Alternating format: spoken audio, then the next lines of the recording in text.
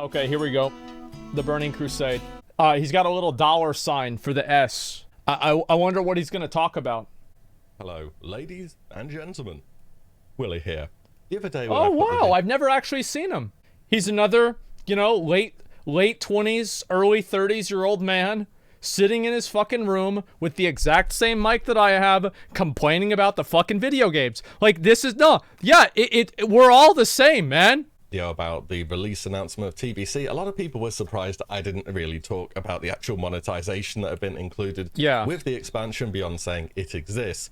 Reason being is I'd had to have gone back and waiting to see what was going to happen twice already because lots of new news kept coming out. So this is that video, a bit of a different format too as well. We will see how it goes. So let's talk a little bit about all the added value that Blizzard have included with TBC, because there's quite a bit of it.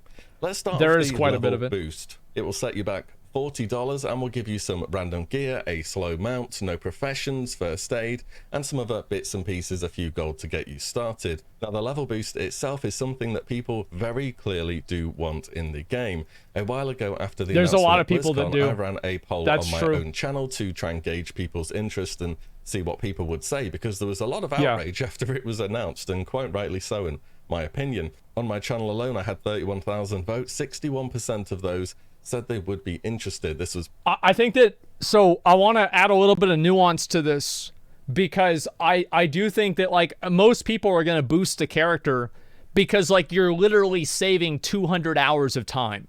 Like, it's like, so there's two different things, right? So I'll give you an example. If there was an NPC that you could talk to in your garrison right now, and all you had to do was sell him your Hearthstone, and you would get 1,000,000 gold. Everybody would probably, and if you did a poll, would you sell him your Hearthstone for 1,000,000 gold? Every single person would do it. Because it's a free 1,000,000 gold, because you just go get another Hearthstone, right? But if you were to do another poll and ask people, do they want this in the game? That's something different. So people will take advantage of systems that benefit them while simultaneously thinking that they should not exist in the game. And I do think those are two separate things. Pretty easy to mentally justify doing the boost as well. I mean, I can't believe the boost in retail is $60 when it's going to take you way less time to get from level 1 to whatever the cap may be at the moment. Whereas in Classic, it's pretty easy to say I'm going to do a few hours overtime, or I'm just going to put in a few hours work worth of money into having to skip literally over 100 hours of leveling, because that is realistically what it will take you if you were to start from scratch. Now, I've leveled many characters all the way from 1 to 60. Of course, you only need to be a level 58 to get through the Dark Portal, and the fastest I did it was about 7 days played. And as of the pre-patch, we'll have the 2.3 leveling changes introduced, which will reduce the time it will take by about 30%. So if we were to take 30% off 7 days played, we're left with about 5 days played, which is 120 hours. If we space that out over the 2-week pre-patch we have, that is about 8.5 hours played per day in order to hit level cap if you're playing reasonably efficiently. Now, I never tried to speed level or anything, but that is a lot of time investment when you're already probably wanting to book time off work for the actual release date, never mind the actual pre-patch. So that seems to be another thing which will push people towards buying a boost. Building a world where you it's like them announcing it really late does absolutely cause people to want to buy the boost, or like that want to buy some sort of acceleration, because like a lot of people were kind of expecting, and you can say this is like dumb or not to expect this, but a lot of people were kind of expecting people the pre-patch to be like 3 or 4 or 5 weeks. Like that was the general sentiment in the community. Like, you can say that that's they shouldn't have thought that, but that's what I think a lot of people thought. And now that it's only 2 weeks, people have less time, and less time creates urgency. Urgency creates demand. Demand enables the boosts. But then want players to actively pay to skip parts of it just never came across as very MMO-like to me. And back in the day, they had things like Recruit a Friend. Now, with Recruit a Friend, I think if they released it now for the first time ever and never did it in 2007, people would lose their mind about it, because there'd be mounts associated with it, and being able to benefit from having other accounts, which people don't like. See multi-boxing, for example. But that's kind of what people do in general when change comes along. Wrath of the Lich King had heirlooms, and I thought they were quite good. They incentivize you to play the end game content. You buy looms instead of gear, send them to your alts, and your alts get a bit easier to level. That was a pretty good system, I thought, and there are still a lot of people leveling at this point in time. I used to be. I'm not a fan of to do a /who and see many people out in the world. It's 10 a.m. on a Monday right now. There's a lot of people online now. I think it's going to be overly busy now. In fact, I'd be surprised if it were. Boosts, however, were the first step brought in at BlizzCon, and now we are ramping things up. And just as a little side note, I know people are going to bring up the whole slippery slope. You people who wanted changes, this is what you get. If we are seriously trying to equate both paladins having both seals to a deluxe edition of the game being introduced, I'm not sure with a paid level boost. That's not a slippery slope, that's a portal between two different dimensions. Now, on one hand, when we're talking about some changes, if they add a boost and people go, hell yes, I'm going to throw money at that so I don't have to play the game, and then Blizzard go, oh, that's great, well, here are these other things you can buy with real money. I can see how you get from there to there. But as far as some changes goes, where both paladins have both seals, and it's very well completely received, and then they illogical. go on to nerf profession swapping and drums of battle. Those are more gameplay oriented things, and I see how we get from one to the other, but I just don't see much of a crossover between the two. And there will also because they don't exist. Be people saying it doesn't affect me if people were to boost or, you know, purchase the other added value services, which is correct. It doesn't affect me because the game isn't about me. It doesn't revolve around me. The game wasn't made specifically for me. It affects a lot of people in the game, actually. The people who want to level organically. It affects everybody who's trying to earn rewards and make their character stand out via their armor or their... I think like people feel good about hitting level 60, right? Or like getting up to level 50 or something like that. And if somebody can buy something, you can no longer feel good about that thing because somebody just bought it. And it's like, okay, well, now I spent money on this and this other guy bought it with real money. You know, like, you're not, like, who cares anymore, right? Like the Long Boy. Yeah, like the Long Boy's a good example. Like, Long Boy's really cool. But, like, yeah, it's not like a big, like, it's a flex mount to an extent, but, like, not like it should be. Mount, things they've worked towards getting in an MMORPG. Those are the kind of people these things affect. Anyways, moving on from that, let's talk about the actual deluxe edition. It's $70. $70 for a re-release, not a remake, not a remaster, just a pure re-release. The actual Shadowlands Epic Edition was the same amount as this, and that had more stuff in it. The Collector's Edition in 2007 was, you guessed it, also $70. And that had all of this stuff in it, albeit some of it is kind of outdated now, like, you know, CD-ROMs and the actual soundtrack and so on. They're not so much of a big deal anymore. But you actually got physical things that you could keep forever. You got a lot of stuff. Even seen some people say it's a reasonable price because the mount would come out to about $15. It's reasonable based off of the price that they gave you. It's so sad. They invent the rules. And then people's brains play along. It's fucking... What was this? Your TBC should start at 58 unless you choose another option? Yeah, it should start at 58. If you had a 58 in vanilla, you're right. But if you didn't, it should start at 1. Because Burning Crusade starts at level 1. World of Warcraft starts at level 1. Does it start at 58? If that doesn't prove how overpriced the other services are, I don't know what to say. You don't even get a character copy with a deluxe edition either. You get your level boost, which is $40. You get a month's game time, it's $15. And then you've got another $15 to get from somewhere, which is... You know, I was thinking the other day, remember that clip of McConnell and me? I was running Dire Mall, and McConnell was talking about Bless Online. And it was like, well, it's one of my most popular clips ever. And it was like $150 to play a game. I added up all the things in BC. And you know what? It's just about the fucking same. Were you thinking about playing Bless Online?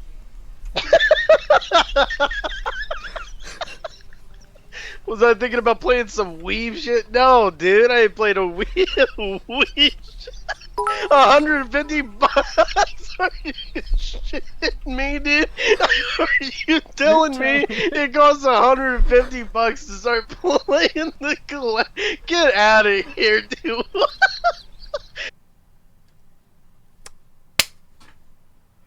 Well. Aged like fine wine.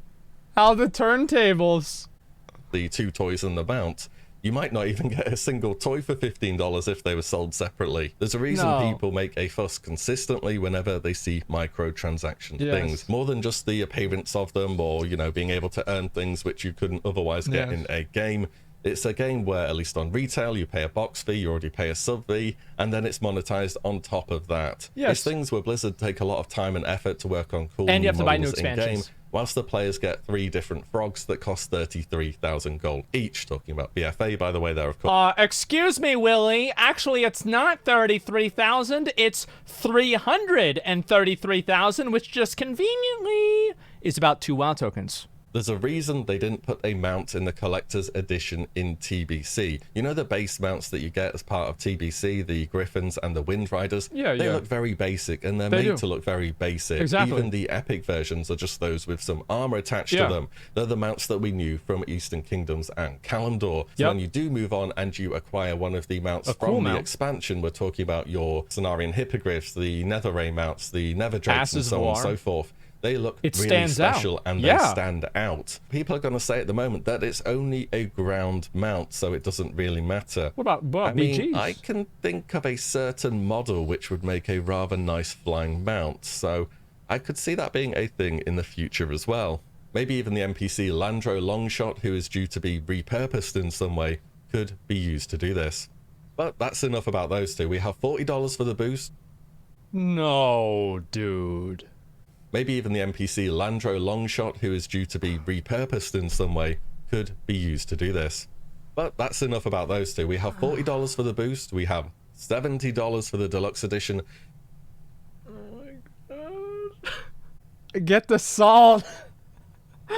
Get the salt shaker. Bro, I'm gonna have to get a whole carton of salt for this one. This isn't funny at all.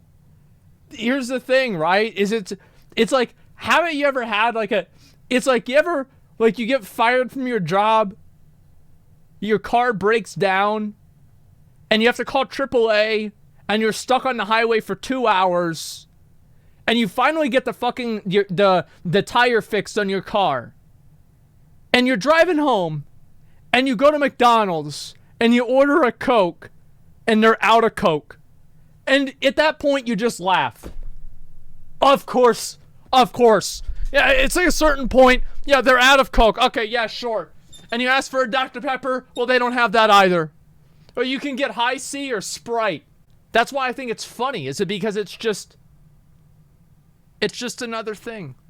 It gets so bad, it's funny.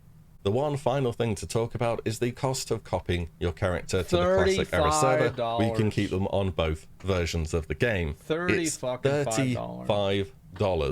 And I believe compared to those other two things, this one is actually the worst, which I can't really believe I'm saying it. But in order to have that privilege of being able to continue playing your character on the Classic Era realms, which were designed to be a love letter to the community, Blizzard's own words back then, it's going to set you back $35 per character. How is it this much? This is borderline just sabotaging the Classic Era service at this point. I cannot... Yeah, we've got to pay postage for the love letter. That's basically what it is. Per character, man. And it's like, Control-C, Control-V is $35. Like, yeah, it's just way too much, man. It's way too much. You'll use microtransactions as an excuse whenever TBC inevitably dies after 2 weeks, when it was in fact the worst expansion that made every aspect of the game worse. Least played expansion on private servers, least picked leveling zones on retail. TBC is trash. That's just a fact. Okay, so you don't like TBC? Yeah, I don't know. I mean, I said that people were gonna stop playing TBC after like a month too. Like, it has nothing to do with the game, right? I mean, it's just what's gonna happen because that's what people do.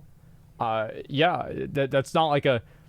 I'm not getting epically owned there. Like, I literally said the same thing and people got mad at me for it. And now you're getting mad at me because you think that I'm not saying it. Chill out. $35 copy is planned obsolescence for vanilla. Yeah, I understand that, and I think that it should cost money to copy the character, because if you don't have that, like, they have to make it cost money. But $35 is just too much money. Like, it's just too much.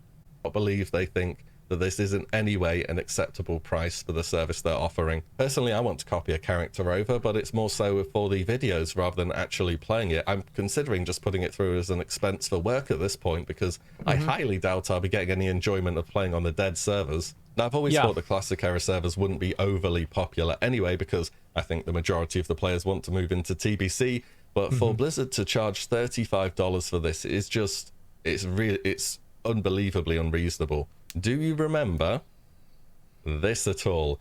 It was a survey sent out to a number of people a while ago, and it basically said, how much would you pay to copy your character to Classic era? And they got too many very likelies to just keep it at $29.99. Different people were sent out different price points. We can see this person here had been asked whether they pay $30.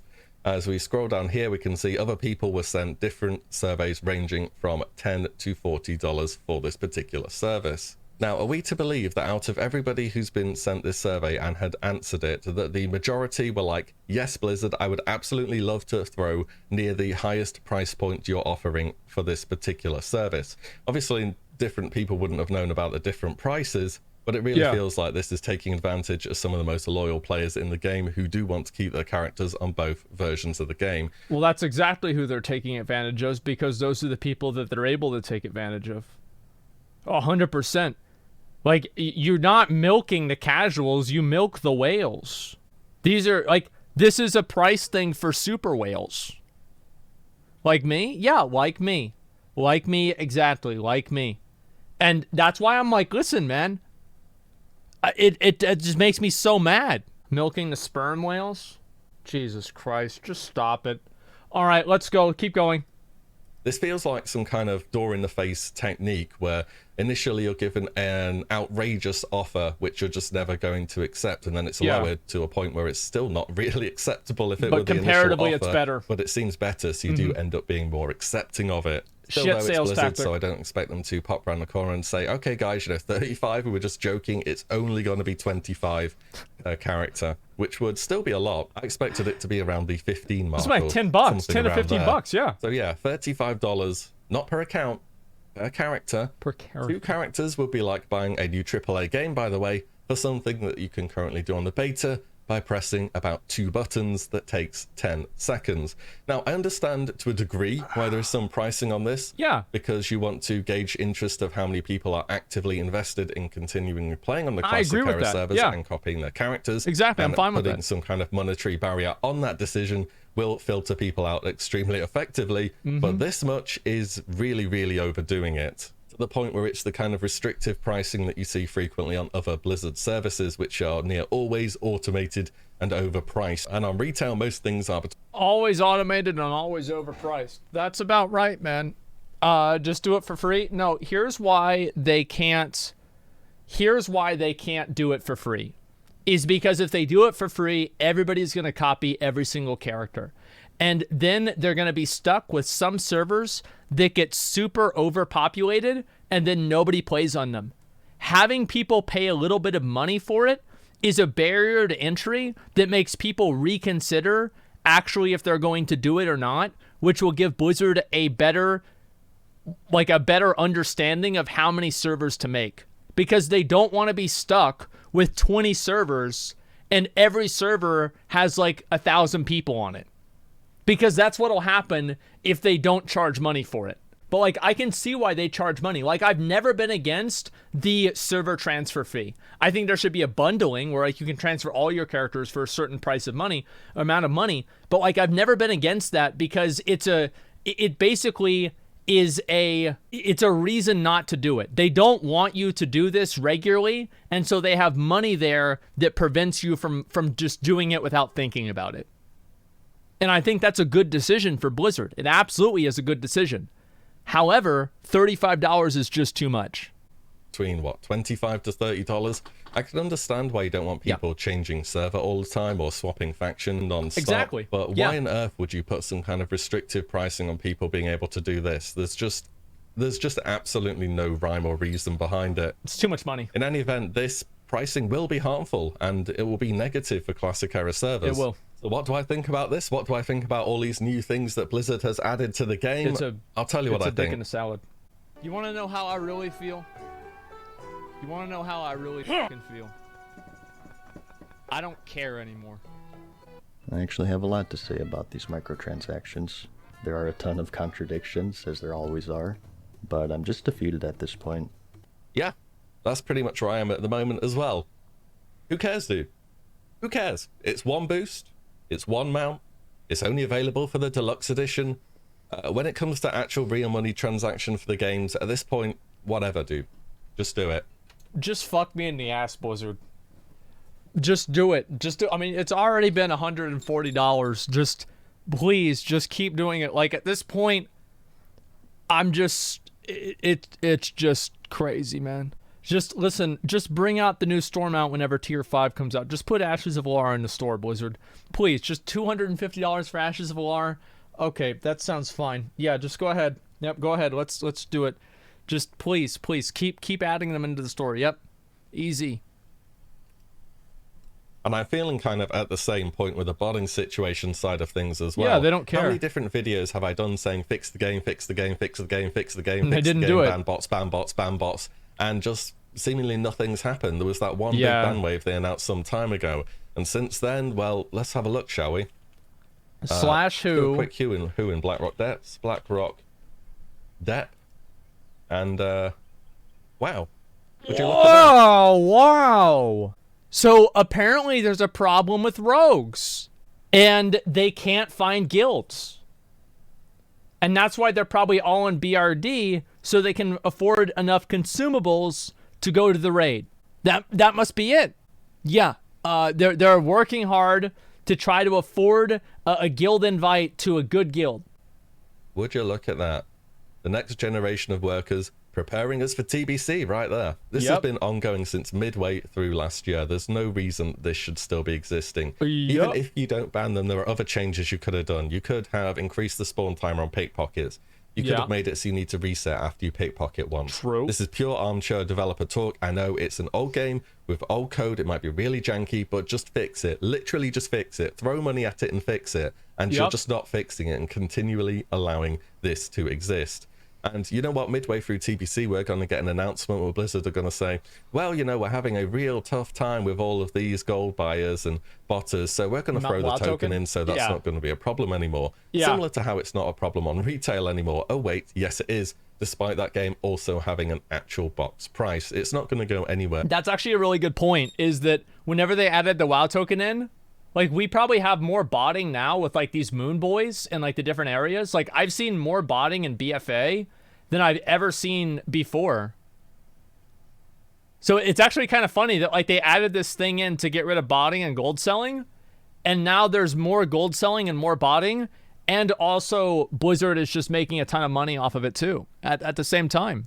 Anytime soon. I'm definitely going to continue to do videos on more gameplay related things, and funnily enough, I think Blizzard has been doing a good job with the changes that they've been addressing to TBC. Like I mentioned earlier, putting a debuff on drums, the profession swapping, stopping the open world buffs being used in dungeons, and Blizzard has even tried to fix the boosting that mages have shown that's possible in slave pens so far, as I saw a video on last night and I went and checked it myself just to show you really quick. People have already found a way around this, by the way. It took them all of about a few hours to work out how to beat this, but at least it shows an intention that they aren't happy with it, and it's something that they would like to try and address in the game, which again I think is good. But for all the value-added stuff, the monetization that's going to come with TBC, I mean... And what's so funny about this is it took them, like, how long did it take them to decide whether they wanted to stop the... Because here's all they need to do, right? All they need to do is make the changes earlier, because it's always going to be a cat and mouse game with, like, the players and the devs, where, like, the players figure out a way around it, and then the devs patch that way, then the players find out another way around it. And so they're starting the cat and mouse game so late that it's going to be fucked up by the time the game comes out.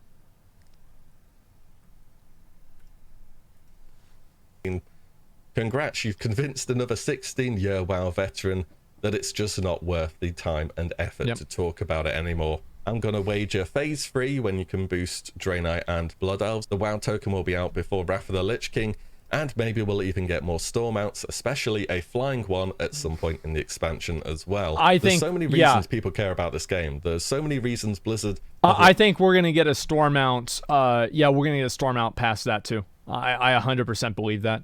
Like, I could be wrong about that, but I could definitely believe it. Lost 30% of their player base during COVID, during a time when people are literally forced to be in their homes. It's like a test thing. Let me see. Losing players. And there's so many reasons why, despite this, they've made more money than ever. What they may be able to make in revenue, they're losing in goodwill, which is this intangible currency, which I feel every company has to a degree. Exactly. And they built that up sky high, almost to an infinite amount. This is called honor and integrity. And it's not a meme.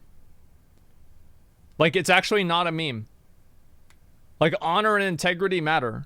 And I know people are going to laugh at me and call me stupid for saying that, but I'm not. I'm not stupid for thinking that. I'm not stupid for saying that. Like, that shit does matter, and it does count. And it's sad that more people don't respect that.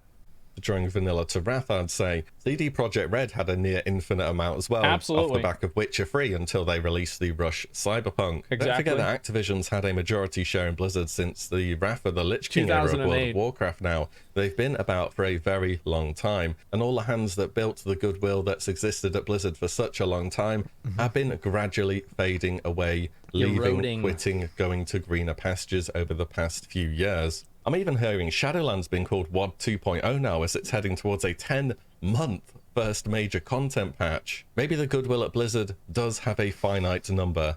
After all, that's the video. Don't particularly like doing this kind of thing, but I think it is important. When it comes to monetization, it is what it is. I'll continue to make gameplay-oriented things where I believe there are issues or things could improve, as I frequently do, as well as the regular content I make. I don't want the channel to turn into a Blizzard is bad channel, but man, they make that difficult to do sometimes. Let me know your thoughts on all of this, though. If you managed to make it to the end, good job. And as always, thanks so much for watching and listening in. And I'll see you all in the next one. The thing is, like, what's so sad to me is that, like, every time that I would read about this, or see about this, I would always think to myself, oh, man, well, that's all right, because New World is going to come out and it's going to be good. Or Ashes of Creation is going to come out and it's going to be good. And then today, there's a fucking post about how New World is doing the same... They're doing the same shit. Are you kidding me? I can't get away. Just let me play the game, man. Like, come on.